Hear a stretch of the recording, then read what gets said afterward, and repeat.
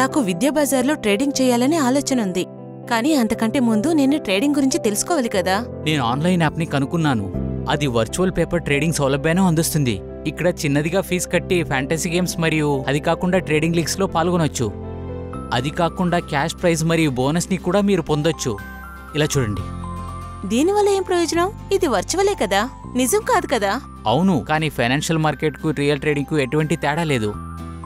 ఎందుకంటే దీన్ని listed trading security real time price మీద ఆధారపడింది. ఓ అవునా? నాకు యాప్ డౌన్లోడ్ లింక్ పంపిస్తారా? ఇదిగోండి, పంపించాను. నేనిప్పుడు యాప్ని డౌన్లోడ్ చేశాను.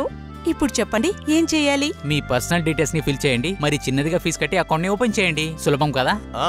కాసేపు ఆగండి. మీరు ఆన్లైన్ గేమిఫికేషన్ యాప్ ద్వారా ట్రేడింగ్ చేయాలని అనుకుంటున్నారు మరియు దాని గురించి డబ్బులు కూడా.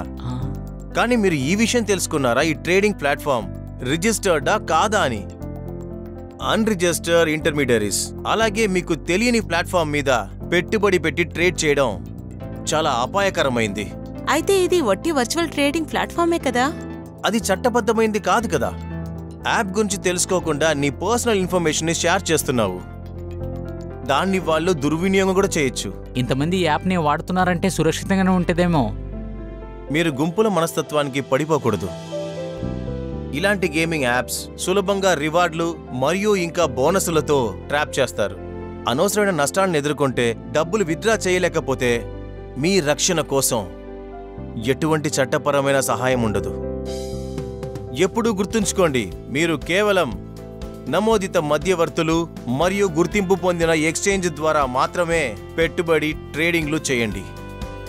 గుర్తుంచుకోండి, తెలివిగా పెట్టుబడులు పెట్టండి.